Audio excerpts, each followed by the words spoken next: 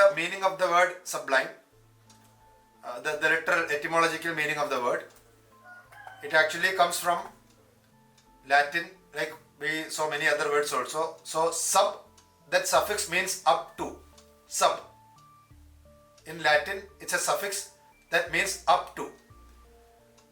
And limus means oblique, or limen means threshold. So it is by joining that suffix and limus or limen, that word comes in English, sublime. So it means dignified, or something that is standing alone. Or oblique, it's a slanting thing. So it takes you up. It is something that is capable of taking you up. So that is how the meaning of the word comes, the literal etymological meaning. Limen or limus. These could be the words from which these words adding to sub gives the word sublime. Sublime is in Latin, sublime in English. Okay, so there are 5 principal sources of elevated language which he discusses. After going through that, we will be concluding the session. There are 5 principal sources of elevated language. So one is greatness of thought, second is vigorous treatment of passions, and the third is skill in employing figures of thought and figures of speech, and fourth is noble diction, and fifth is majesty and elevation of structure. So these are the 5 principal sources of elevated thought or elevated language, or the sources of sublime. The greatness of thought. What is the greatness of thought? We said so many examples, so you understand what is the greatness of thought. I would say one more example. So the greatness of thought consists in the power of forming great conceptions. He gives an example of Xenophon. I will give you an example of Surdas. Do you know Surdas? Have you heard of Surdas? Those who learned Hindi, they must have learned any poetry of Surdas. He comes from the period of Bhakti movement. So there are so many hymns from him in praise of Krishna. So Surdas was a 15th century poet. And do you know what is special about him? What is his peculiarity? Anybody knows what is special about Surdas? Yeah, he was blind. Madhulika knows it. So he was a blind poet. And I have read a story about him. He was blind and he was very devoted to Krishna. And in an incident, at the end of an incident, he had the vision of Krishna. So Krishna appeared to him and he gave him eyesight in order that he see Krishna. In order to see Krishna, he was given eyesight. And Krishna appearing in front of him asked him, "What is the boon that you want?" He asked Surdas to ask anything. Ask for any boon. So Krishna is God and Surdas is his devotee. So I will give you anything that you ask for. Ask any boon from me. You know what was the answer by this blind poet Surdas? "Oh Lord, I have seen you. My greatest wish is accomplished. And I don't want to see anything else with my eyes that saw you. So make me blind again." You understand? So make me blind again, so that I will not see anything other than you. The only vision, the one and only vision I have with my eyes is of my Lord Krishna. I don't want to see anything else. So it's a great thought. So the power of conceiving such thoughts is very important. The power of conceiving that kind of thought is required in order to attain greatness of thought. The power of forming great conceptions. The second one is vigorous treatment of passion. Vigorous treatment of passion. So vehement and inspired passion. Actually, he refers to 2 kinds of passion, and not all kinds of passion lead you to sublime, because there are passions of a higher order and of a lower order. So passions of a higher order and of a lower order. The passion of a lower order is that of pity, fear, grief. Such things are passions of lower order. So passions of higher order leads you to the sublime. And the first two, the greatness of thought and vigorous treatment of passion, these two components of Sublime, which is in a poet or artist, is for most part it is innate. So the power of conceiving great thoughts, great ideas, that is very innate. And also the passion, that is also innate. The passions of higher order, that is also innate. There are also examples of Sublime even without being so passionate. He gives some examples from Homer. So there are certain examples of Sublime which are independent of passion, which you find in Homer. So that's about passion. The first two are the greatness of thought and vigorous treatment of passions. There are passions of higher order and lower order. The passions of lower order never leads to Sublime. It is far removed from sublimity and of a lower order, such as pity, fear, grief and such emotions, such passions. And there are also some examples of Sublime independent of passion. He gives the example of Homer. And the third one is skill in employing figures of thought and figures of speech. The skill in employing figures of thought and figures of speech.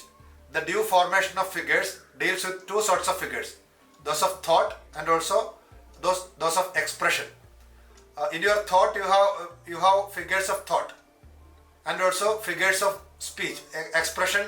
You express your thought through either speech or writing, or when it comes to artists, they express it by painting, installation, sculpture and many other methods. So they should be able to use proper figures of speech, proper examples they have to use in order to represent an idea that is in their mind. And the fourth one is noble diction. That is about dignified expression, the appropriate choice of words and metaphors, use of metaphors and elaboration of language. So certain things, it will be boring. When you listen to some lectures, it will appear so boring. But certain lectures will be very interesting because there are so many stories or examples, or there are certain things that catches your attention. The appropriate choice of words and metaphors and the elaboration of language. And the fifth one is majesty and elevation of the structure. Or dignified and elevated composition is a fitting conclusion for all the aspects that preceded it. So the first four, the greatness of thought, the vigorous treatment of passion, skill in employing figures of thought and figures of speech, and noble diction. When everything is accomplished, the fitting conclusion is the majesty and elevation of the structure. The whole structure, it will have an elevated position. The Sublime is elevated thought or language. The last clause actually embraces all the preceding ones. This is where I wanted to show you that film. I was showing you a film, Brother, Sun, Sister, Moon, in the beginning. Brother, Sun, Sister, Moon. It's the story of Saint Francis. Have you heard of Kazantzakis? He is a Greek novelist. There is a novel called Saint Francis written by him. And actually this is not from that novel that film comes. It's the story of Saint Francis of Assisi. I will briefly say what I wanted you to see actually. So what I wanted to see from the movie was, some of you saw already, some of you are yet to see. Francis undergoes some kind of depression and his parents want him to be recovered.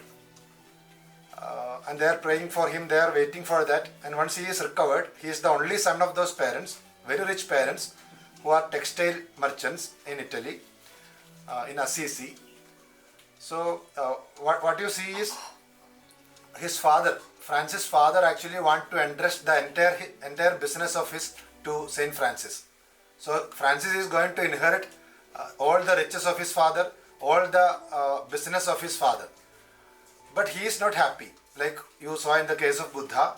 Though everything is given to him and he can well marry that beautiful woman who was his lover. Her name is Claire. So he can marry her also. But he is not happy about any such things. Somewhere he finds something lacking. And actually when he sees the servants or the slaves who is working in the textile factory, in the textile production unit of his father, he feels for them. He feels an empathy for them, and whenever he goes out, he sees so many poor people, and his heart has a longing for them. So what he does is, one day he goes to the textile showroom of his father. Textile there is very costly and it is affordable only to very rich people. And he takes those clothes and throw it for the poor, because it is winter and they are shivering. They need some cloth in order to warm themselves, in order to keep them alive. And he is throwing all the clothes out through the window in order to help the poor people. And his father, seeing this, he gets very angry and he comes into the room and he is beating him up. He is brutally beaten up, and his mother cries out, and he is taken to the bishop who is also acting as a judge in the city. So that is the film that you saw. And actually the film is a beautiful film, a very old film I collected from some other sources.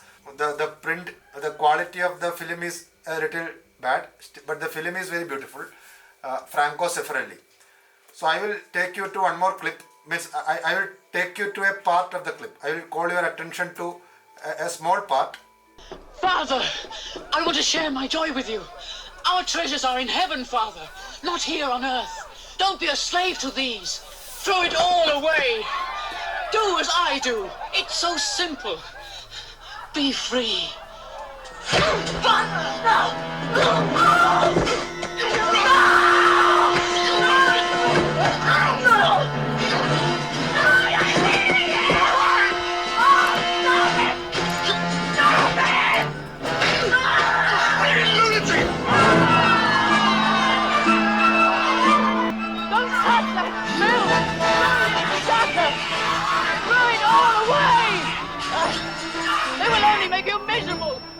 Okay, so you look at his face. You know that those who saw the film, you will know what you are seeing.